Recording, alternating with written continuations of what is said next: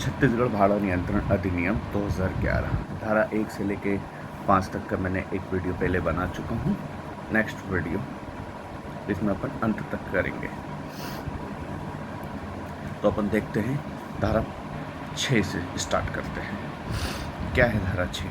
भाड़ा नियंत्रण अधिकरण का गठन। किस चीज़ का गठन हो रहा है? धारा 6 में भाड़ा नियंत्रण अधिकरण का गठन किया जा रहा है। इस अधिनियम के प्रभावशील होने के 30 दिन के भीतर, कितने दिन के भीतर? प्रभावशील होने के 30 दिन के भीतर इस अधिनियम के प्रावधानों को प्रभावी बनाने के लिए तथा भाड़े किराए से संबंधित विवादों, प्रावधान को प्रभावी बनाना। एक, भाड़े किराए से संबंधित विवादों, शिकायतों, अपराधों के न्याय निर्णय एवं विचारण हेतु अभिधृति मध्य, अभिधृति किराएदारी की बात की जा रही है, जिसमें भवन स्वामी तथा किराएदारों के अधिकारों, स्वतः दायित्व से संबंधित जो विषय हैं से सम्मिलित है कि विनियमन और नियंत्रण हेतु राज्य सरकार अधिसूचना द्वारा अब इस चीज़ को पूछ सकते हैं कि संविधान के किसके अंतर्गत भाड़ा नियंत्रण अधिकरण का गठन किया जाएगा। तो संविधान के अनुच्छेद 323B के अनुसार अधिकरण का गठन किया जाएगा, जो छत्तीसगढ़ भाड़ा नियंत्रण अधिकरण कहलाएगा। इसमें आपको मेन चीज़ एक याद रखनी है, भाड़ा नियंत्रण अधिकरण का गठन संविधान के किस अनुच्छेद के अंतर्गत हो रहा है? तो 323B के अनुसार हो रहा है। स्पष्टीकरण दिया है, संपत्ति के अंतरण तथा किसी अन्य या किसी संपत्ति के स्वामित्व के विवाद से संबंधित विषयों के लिए, जिस चीज़ को प्रॉपर्टी को अपन ने रेंटल ले रखा उसकी बात की है, से संबंधित विषयों पर विधि न्यायालय द्वारा सुसंगत विधियों के अनुसार विचार किया जाएगा। रेंट से संबंधित यहाँ पर आएगा, लेकिन उसी में अगर कोई किराएदार अपने मकान मालिक का स्वत्व की बात करता है कि इसको स्वत्व नहीं है, इसको अंतरण कहाँ से हुआ, तो फिर वो जो भी उस अधिनियम के अंतर्गत अटैचमेंट होगा, उसको कैसे मिली, वसीयत से मिली, उत्तराधिकार में मिली, इस विधि के अंतर्गत, उन विधियों के अंतर्गत इस पर विचार किया जाएगा। सेकंड, राज्य शासन उच्च न्यायालय के परामर्श से, किसके परामर्श से? उच्च न्यायालय के परामर्श से उच्च न्यायालय के सेवानिवृत्त न्यायाधीश, पहले किसको बना सकते हैं? उच्च न्यायालय के सेवानिवृत्त न्यायाधीश अथवा अधिसमय वेतनमान श्रेणी से अनिम्न के सेवारत। सेकंड, या सेवानिवृत्त जिला न्यायाधीश। 3, 1, 2 और ये 3 तरह के व्यक्तियों को भाड़ा नियंत्रण अधिकरण का अध्यक्ष नियुक्त किया जा सकता है। अधिकरण में ऐसे सदस्य होंगे जिनकी अर्हता ऐसी होगी जैसा राज्य सरकार विहित करे। अन्य सदस्य के लिए जो भी राज्य सरकार डिसाइड करेगी वो रहेगा। राज्य शासन ऐसे अधिकारियों को अधिकरण का रजिस्ट्रार नियुक्त करेगी। अब राज्य शासन नियुक्त करने का पावर किसको है? रजिस्ट्रार राज्य शासन को। तो किसको नियुक्त कर सकती है? जो व्यवहार न्यायाधीश वर्ग 1 के प्रवर्ग अथवा राज्य शासन के उप सचिव की पंक्ति से अनिम्न का नहीं होगा। 2 व्यक्तियों में से किसी को भी राज्य शासन अधिकरण का रजिस्ट्रार नियुक्त कर सकती है। 5 कहता है, अधिकरण के क्रियाशील होने की तिथि से, जिस तारीख को अधिनियम लागू हुआ, जो तिथि राज्य सरकार राजपत्र में प्रकाशित की जाएगी, संविधान के अनुच्छेद 136 के अंतर्गत उच्चतम न्यायालय के क्षेत्राधिकार के अलावा समस्त न्यायालयों का कार्यक्षेत्र प्रत्येक ऐसे विषय के संबंध में जो अधिकरण के अधिकार क्षेत्र के भीतर आता अपवर्तित मान लिया जाएगा। जिस तारीख को अधिकरण का गठन हो गया, उस तारीख के बाद से इससे संबंधित विषयों के लिए जितने भी अन्य अधिकरण कुछ बने हुए हैं, तो उनका कार्यक्षेत्र समाप्त माना जाएगा और इस तारीख से इसी को लागू किया जाएगा। और इसमें आगे बताया है, परंतु यथास्थिति अधिकरण की स्थापना के तत्काल पूर्व किसी न्यायालय या प्राधिकरण के समक्ष, मतलब ये जो नया अधिकरण बना है, इस अधिकरण के पहले से कोई कार्रवाइयाँ चल रही है, कोई मैटर चल रहे हैं भाड़ा नियंत्रण से संबंधित, तो वो पुराने अधिनियम के अनुसार ही लागू चलेंगे, और नए जो हैं इस गठन के बाद के वो इस अधिनियम के अनुसार चलेंगे, 2011 के अनुसार। अधिकरण का मुख्यालय रायपुर में होगा। अधिकरण का मुख्यालय कहाँ होगा? रायपुर में होगा। लेकिन राज्य सरकार मामले की सुनवाई के लिए इसके लिए अन्य स्थान भी नियत कर सकता है। राज्य सरकार को पावर दे दिया गया है कि वो अन्य स्थान को भी नियत कर सकता है इसके लिए। अधिकरण के अध्यक्ष और सदस्यों के निर्बंधन तथा सेवा की शर्तें ऐसी होगी जैसा राज्य सरकार शासन द्वारा विहित किया जाए, कोई दिक्कत नहीं। धारा 7 क्या कहती है?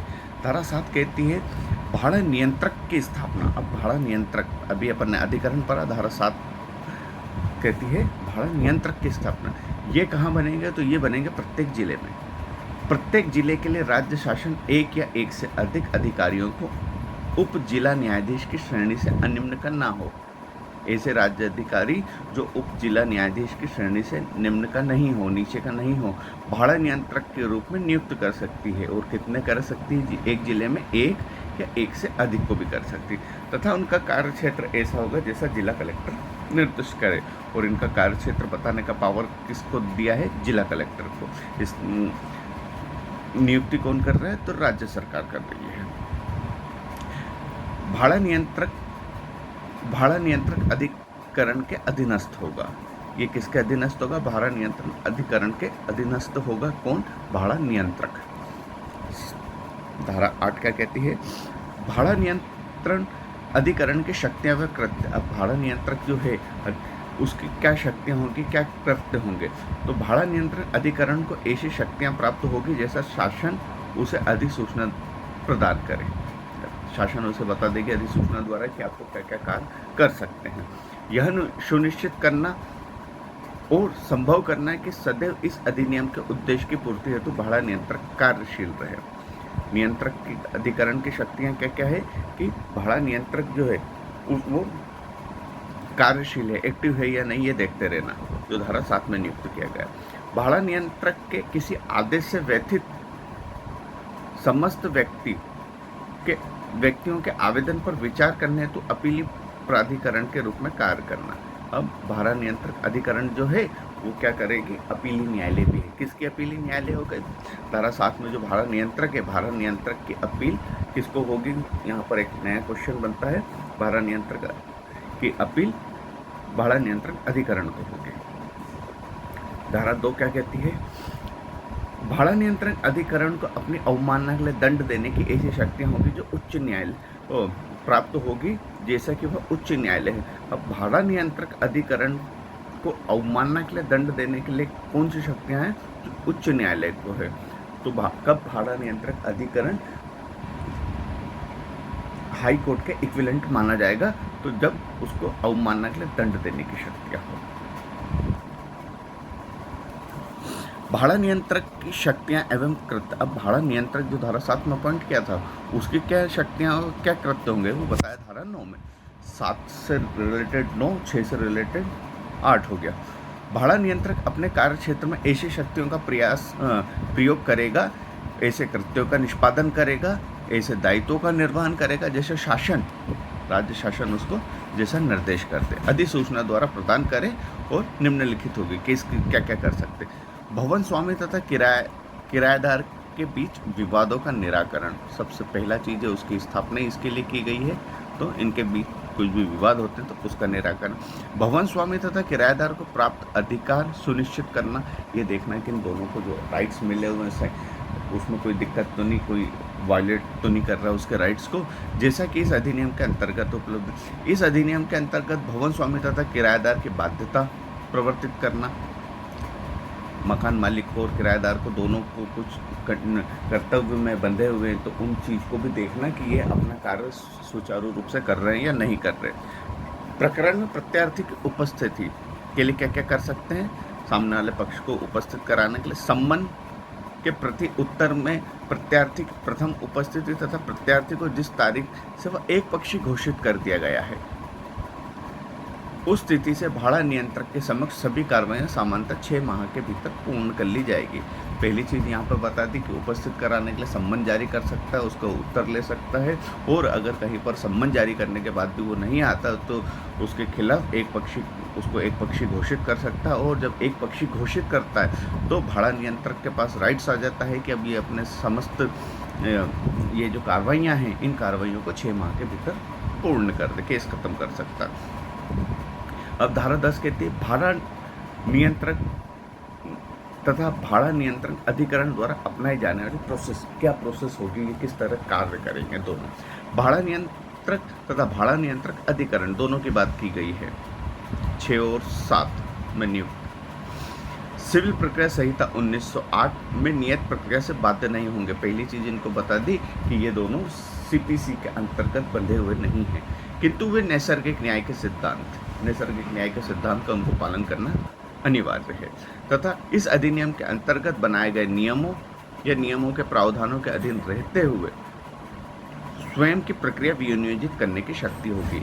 ये इस अधिनियम के अंतर्गत जो इनको पावर दे रखे हैं, उस पावर का यूज़ करते हुए, उतने पावर का यूज़ करते हुए कार्रवाई को अपने हिसाब से आगे बढ़ा सकते हैं, उस कार्रवाई को प्रोसेस लागू कर सकते हैं। इस अधिनियम के अंतर्गत अपने कर्तव्यों के निर्वहन के प्रयोजन के लिए उन्हें ऐसे समतुल्य अधिकार प्राप्त होंगे जैसे सिविल प्रक्रिया संहिता 1908 में नियत किए गए। अब प्रक्रिया को प्रोसेस करने के लिए इन्होंने क्या बता दिया है कि इनको सीपीसी के अनुसार जो सीपीसी में राइट्स हैं, वो राइट्स इनको होंगे। वाद या अपील के विचारण के लिए निम्नलिखित विषय संबंधित है। अब जो वाद आएगा या जो अपील आएगी, अपील किसके पास आएगी, अधिकरण के पास, और जो वाद आया वो भाड़ा नियंत्रक के पास। तो उनको क्या क्या कर सकते हैं, किसी भी व्यक्ति को सम्मन कर सकते हैं। पहली चीज उपस्थिति कराना कंपलसरी है। उपस्थिति प्रवर्तक तथा शपथ पर उसका परीक्षण करना, उसको शपथ पर साक्ष्य दिला सकते हैं। दस्तावेजों की खोज और प्रस्तुति की अपेक्षा करना, दस्तावेज का प्रकटीकरण करा सकते हैं। अपने निर्णय का पुनरीक्षण करना, अपने जो निर्णय है सेल्फ के निर्णय का भी पुनरीक्षण करने का राइट्स है इनको। गवाहों तथा दस्तावेज के परीक्षण हेतु कमीशन जारी करने का राइट्स है। व्यतिक्रम या एक पक्षी कार्रवाई की याचिका खारिज भी कर सकते हैं। व्यक्तिक्रम के लिए किसी याचिका को खारिज करने के किसी आदेश या उसके एक पक्षी आदेश का आपास्त करना। जो इन्होंने भाड़ा नियंत्रक या भाड़ा नियंत्रक अधिकरण ने जो आदेश दिए हैं, उनको एक्स पार्टी आदेश को भी कैंसिल कर सकते, पुनरीक्षण कर सकते, दस्तावेज मंगा सकते हैं, सम्मन कर सकते हैं, शपथ पर साक्ष्य दिला सकते हैं, कमीशन जारी कर सकते हैं, या एक पक्षी कोई आवेदन आता है तो एक पक्षी करने का, तो उसको खारिज भी कर सकते हैं। ये राइट्स इनके पास हैं। विधिक प्रतिनिधियों को अभिलेख पर लाना, जिसने वाद लगाया अगर उसकी डेथ हो जाती है तो जो उनके एलआर हैं विधिक प्रतिनिधि, उनको भी रिकॉर्ड पे ले सकते हैं। कोई अन्य विषय जैसा विहित किया जाए, इसके अलावा उनको कुछ लगता है तो वो भी आगे कर सकते हैं। भाड़ा नियंत्रक दो क्या कहता है, भाड़ा नियंत्रक अधिकरण लिखित में आवेदन, पहली चीज आवेदन कैसा लेगा, लिखित में, तथा उसके कारणों को अभिलिखित किए बिना कोई भी स्थगन नहीं करेगा। भाड़ा नियंत्रक अधिकरण के पास में कोई आवेदन आएंगे, मतलब लिखित रूप में आएंगे, और वो उसका निराकरण अपने कारण लिखने के बिना कोई भी स्थगन स्टे जारी नहीं करेगा।